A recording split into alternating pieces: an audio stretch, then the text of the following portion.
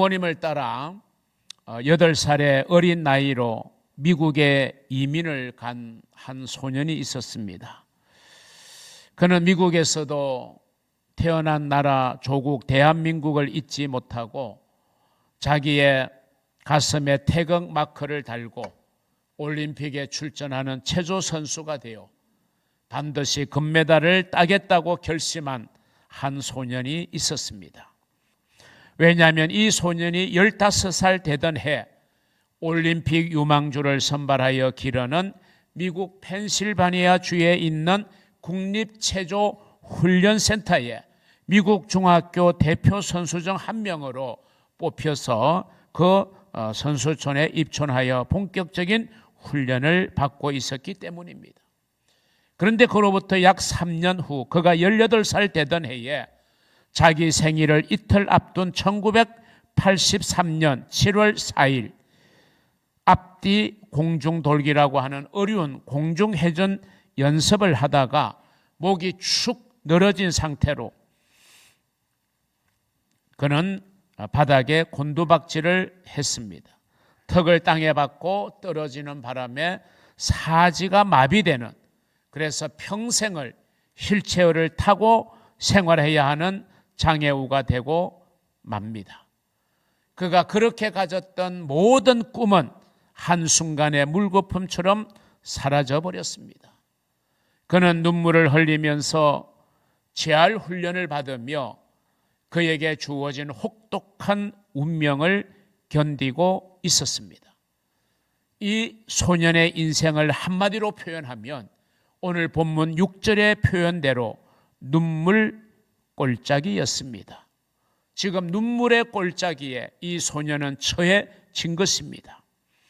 그런데 하나님은 이 소년을 그 눈물의 꼴짜기에 그대로 두지 않으시고 다시 이 눈물의 꼴짜기에서 그를 건져내시고 그를 우리 시대의 기적의 주인공으로 삼으셨다라고 하는 사실입니다.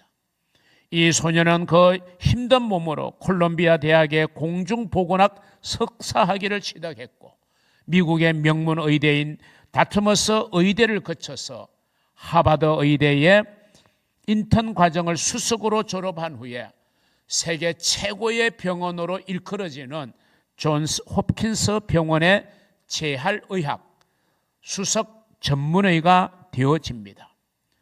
병원에서 의사로서 휠체어를 타고 다니는 그의 모습은 이제는 세상 모든 재활을 하고 있는 환자들에게는 하나의 희망의 상징이 되어진 것입니다. 이 기적의 주인공이 우리 KBS 인간극장에도 방영된 이성복 씨의 이야기입니다. 이 이성복 씨의 인생 스토리를 담은 기적은 당신 안에 있습니다 이라는 책은 베스트셀러가 되어서 오늘 우리의 시대의 절망의 골짜기에 던져진 수많은 사람들에게 희망과 그리고 기적의 감동을 불러일으키고 있습니다. 오늘 우리가 함께 살펴보기를 원하는 시편 84편, 흔히 순례자의 노래라고 일컬어집니다. 믿음을 가지고 하나님이 예비하신 영원한 하나님의 나라를 바라보고 살아가는 이 땅을 순례하는 믿음의 순례자의 노래라고도 불리게 되는데 그 내용의 핵심은 이것입니다. 성전을 사랑하는 자, 성전을 가까이 하는 자, 주의 집에 거하는 자는 비록 눈물 골짜기를 지나는 삶과 같을지라도 그 눈물 골짜기에서 하나님의 도우심으로 말미암아 그 눈물의 골짜기에서 희망의 꽃을 피울 수 있다. 이 사실을 오늘 이 시편 84편은 우리에게 교훈하고 있습니다. 그러면 저와 여러분도 믿음을 가진 하나님의 자녀로서 우리가 하나님의 성전을 가까이 하고 하나님의 성전을 사랑해야 됩니다. 이 하나님의 성전을 사랑할 때 하나님은 우리에게 어떤 복을 주실 거라고 오늘 본문은 약속하고 있는지 그걸 여러분과 함께 생각하며 은혜를 나누고자 합니다. 그 첫 번째로 우리가 성전을 사랑하고 가까이 하면 하나님의 비전을 품게 되어진다는 사실입니다. 우리가 가졌던 꿈이 사라졌는데 어떻게 다시 꿈을 가질 수가 있겠습니까? 우리가 만일 우리의 꿈을 빼앗아간 우리를 둘러싸고 있는 환경만을 바라보고 사는 사람들이라면 우리는 눈물 골짜기를 지날 때에 내 마음속에 있는 모든 희망을 잃어버리고 희망의 불씨는 꺼지게 되어질 것입니다. 그러나 비록 우리가 눈물의 골짜기를 다닐지라도 우리가 정말 성전을 사랑하고 하나님의 사랑을 힘입는 믿음의 사람으로 살아간다면 모든 희망이 사라진 상황 속에서도 그 마음 속에서 우리는 희망을 결코 버리지 않습니다. 아니 어쩌면 하나의 희망이 사라진 그 자리에서 믿음의 순례자들은 새로운 희망을 꿈꿔야 하는 것입니다.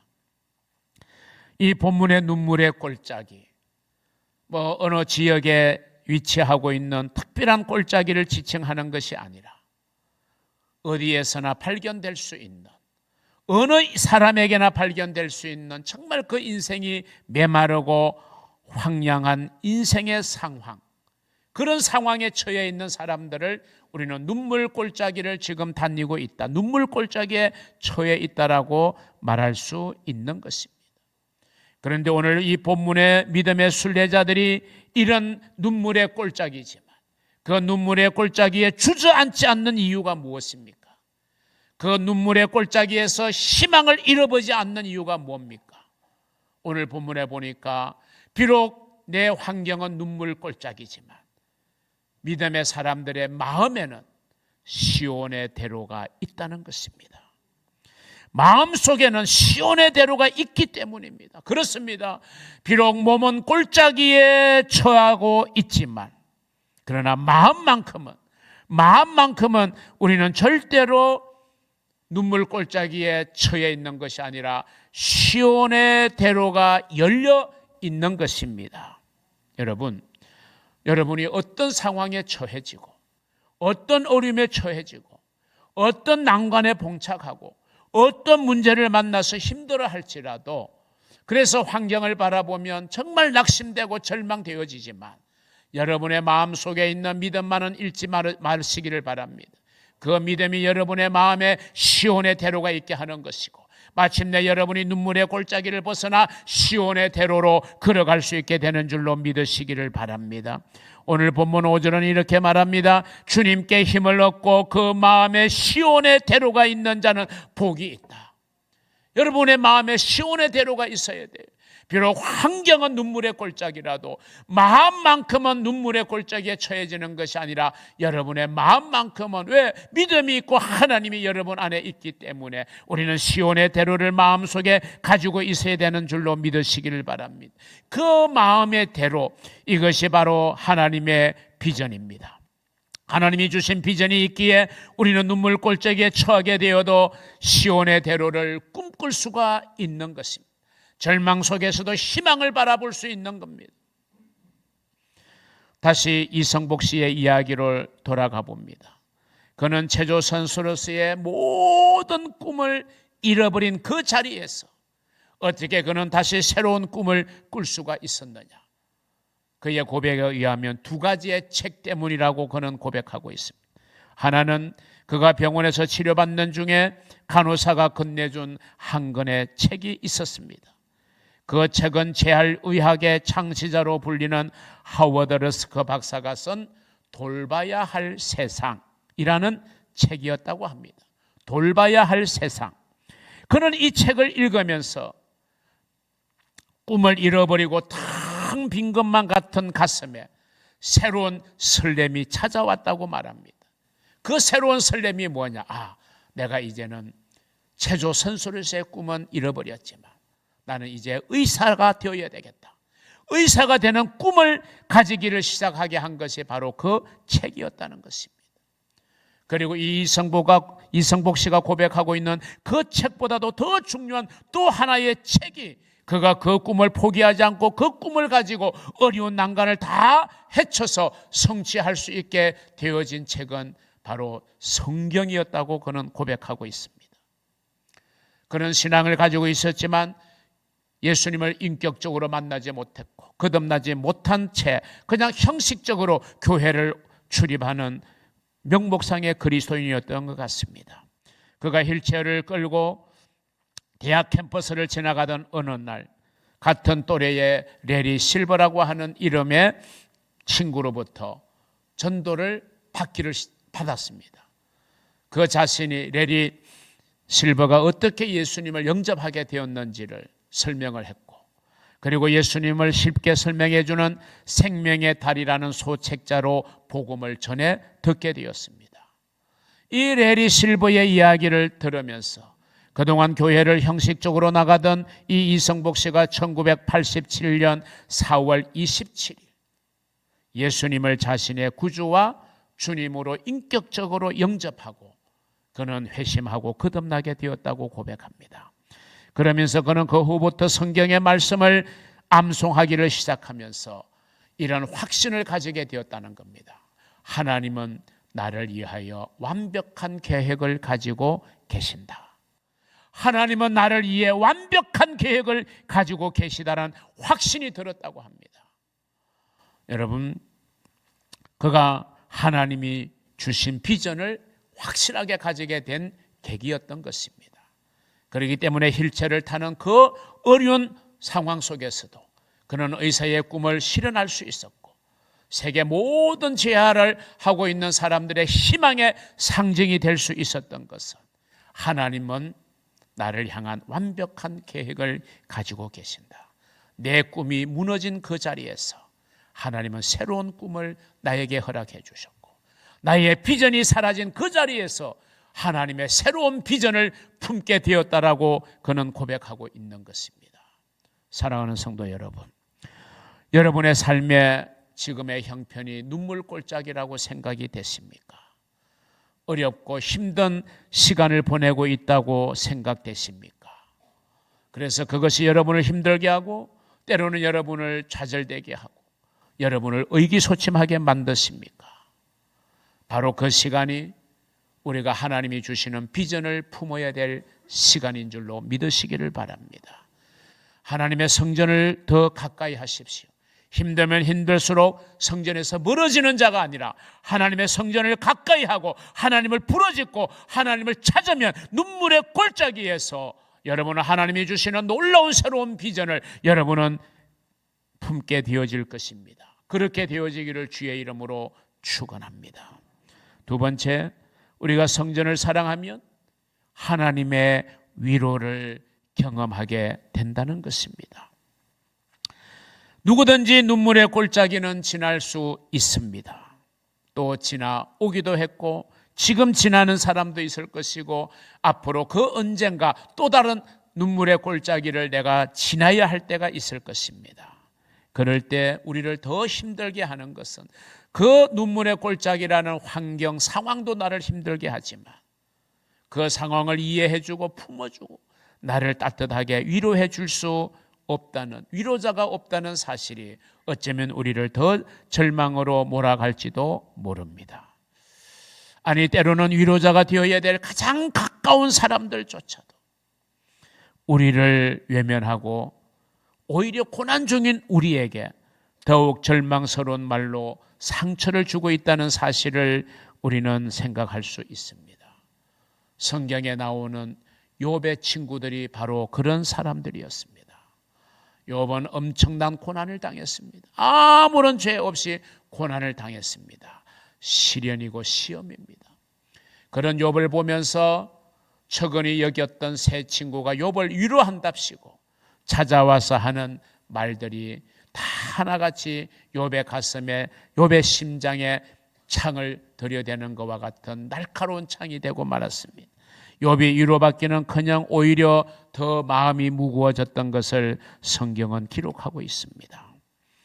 소개해드린 이성복 씨도 마찬가지입니다. 사지가 마비되어 누워있을 때, 그리고 그가 새로운 비전, 새로운 꿈인 의사가 되겠다고 그의 마음을 고백했을 때 주변에서 들은 말은 거의 모두가 절망적인 이야기뿐이었다고 합니다. 심지어 부모조차도 그렇게 체조 선수 되는 걸 말릴 때 부모 이야기 들었으면 이런 어려움을 안 당했을 텐데라고 하는 원망의 이야기를 듣기도 했다고 합니다.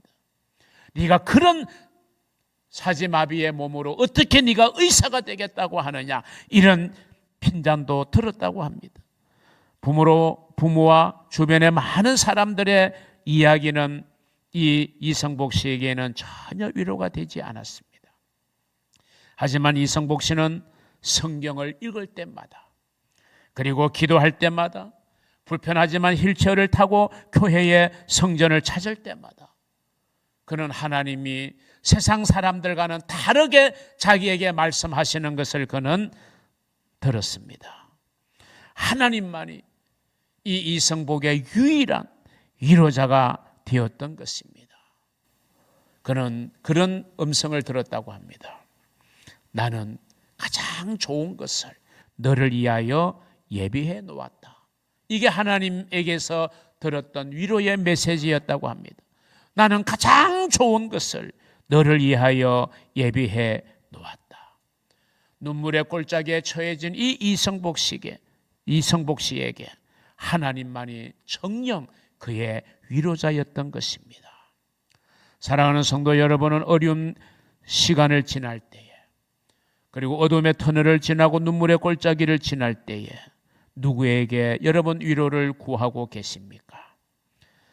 사람은 우리의 진정한 위로자가 되기가 쉽지 않습니다. 오늘 본문 6절을 보십시오. 그들이 눈물 골짜기로 지나갈 때에 그곳에 많은 샘이 있을 것이며 이른 비가 복을 채워주나이다. 아멘.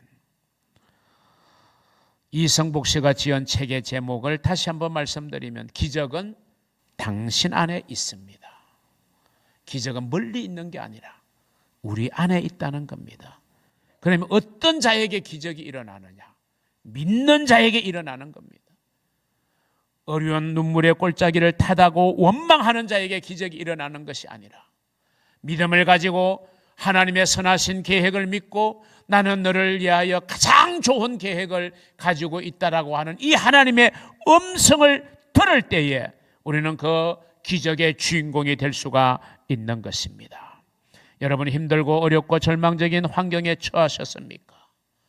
기적을 일으킬 수 있고 눈물의 골짜기 앞에 많은 샘을 예비하고 계시는 하나님 앞에 엎드리시기를 바랍니다.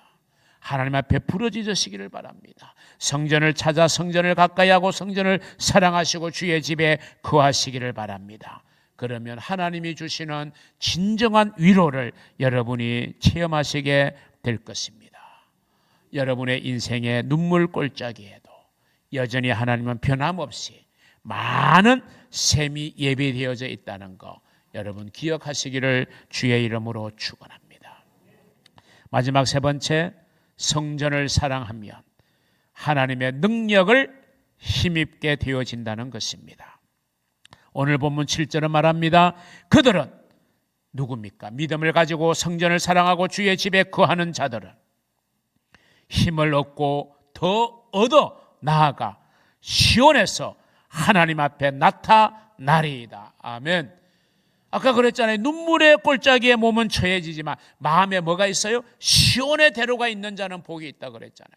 그래서 성전을 사랑하는 자에게 시온의 대로가 마음속에 있는데 이제 그게 마음으로만이 아니라 현실적으로 시온에서 하나님 앞에 우리가 나타나게 되어진다는 사실, 여러분 얼마나 희망을 주는 말씀입니까? 힘을 얻고 더 얻어서 마침내 시온에 도달하여 하나님 앞에 설 수 있도록 하나님이 우리에게 능력을 입혀 주시겠다는 것입니다. 어려움이 우리를 하나님에게서 멀어지게 하는 것이 아니라, 눈물의 골짜기가 나를 하나님으로부터 떨어지게 하는 것이 아니라, 오히려 눈물의 골짜기를 통하여 하나님의 능력을 덧입음으로 말미암아 우리가 하나님 앞에 서게 되는 이런 놀라운 은혜를 우리에게 주시겠다는 것입니다. 이 약속을 믿으시기를 주의 이름으로 축원합니다. 분명한 신앙의 진리가 있습니다. 사람이 손을 든 상황 속에서 하나님은 일하십니다. 내가 하나님 앞에 손들지 아니하면 하나님은 일하시지 않습니다. 모세의 손이 내려왔을 때 하나님은 일하지 않으셨어요. 모세의 손이 올라갔을 때 하나님은 일하시고 역사하신 겁니다. 손을 든다는 것은 뭡니까? 항복을 말하는 거예요. 하나님, 지금까지는 내가 내 힘으로, 내 지혜로, 내 술수로, 내 방법으로 인생을 살아오려고 했지만 하나님, 내게 주어진 것은 눈물의 꼴짝입니다. 하나님, 이제 나는 하나님 앞에 손듭니다. 하나님, 나를 도와주세요. 하나님이 나를 불쌍히 여겨주세요. 손을 드는 순간 하나님은 역사하고 일하시기 시작하는 줄로 믿으시기를 바랍니다. 어쩌면 하나님은 백성들의 인생 순례의 여정에 이런 절망스러운 골짜기를 만나게 하는 이유가 뭘까? 이런 것들을 통해서 하나님만 의지하게 만들려고 하는 하나님의 뜻이 아닌가라고 저는 확신합니다. 왜? 성경이 그렇게 가르치고 있기 때문입니다. 우리 다 같이 고린도후서 1장 8절 9절의 말씀을 한번 읽어보겠습니다. 형제들아, 우리가 아시아에서 당한 환난을 너희가 모르기를 원하지 아니하노니 힘에 겹도록 심한 고난을 당하여 살 소망까지 끊어지고 우리는 우리 자신이 사형 선고를 받은 줄 알았으니 이는 우리로 자기를 의지하지 말고 오직 죽은 자를 다시 살리시는 하나님만 의지하게 하심이라. 할렐루야. 여러분 한번 보세요. 얼마나 바울이 고난을 당하고 있는지 그 고난을 너희들이 좀 알아줬으면 좋겠다. 내가 정말 힘에 겹도록, 이 말은 감당할 수 없을 만큼의 심한 고난을 당했다. 살 소망까지 끊어졌다. 여러분, 살 소망을 잃어버린 적이 있으십니까? 뿐만 아니라 우리는 우리 자신이 사형 선고를 받은 줄 알았다. 나는 이미 죽은 몸이다. 살아있으나 죽은 몸과 다름없다. 내가 할 수 있는 게 아무것도 없다. 이런 어려운 상황에 처해져 있었다는 겁니다. 바울이. 그걸 너희들이 좀 기억해라. 나도 그런 삶을 살았다. 너희들이 무슨 일을 당한다고 낙심하고 절망하지 말아라. 이렇게 우리에게 눈물의 골짜기를 지나게 하는 것은 이는 우리로 자기를 의지하지 말고 오직 죽은 자를 다시 살리시는 하나님만 의지하게 하심이라. 아멘. 저와 여러분이 눈물의 골짜기를 만나게 되는 것은 그 상황을 통하여 우리가 하나님만 의지하며 살기를 하나님이 원하시기 때문에 어쩌면 눈물의 골짜기를 만나게 하는지도 모를 일입니다. 우리에게 절망 속에서도 희망을 꽃피우게 하는 것, 이것이 바로 하나님의 능력이라는 사실을 믿으시기를 바랍니다. 이성복 씨를 다시 일으켜 세운 것도 하나님의 능력이었습니다. 믿음의 순례자들은 옛적이나 지금이나 눈물의 골짜기에서 일어나서 이런 노래를 부를 수 있어야 됩니다. 이게 오늘 시편 84편의 고백이죠. 노래죠. 내가 눈물 골짜기로 지날 때에 힘을 얻고 더 얻어 시온에서 하나님 앞에 나타날 것입니다. 이게 여러분의 고백이 되고 여러분의 노래가 되기를 주님의 이름으로 축원합니다.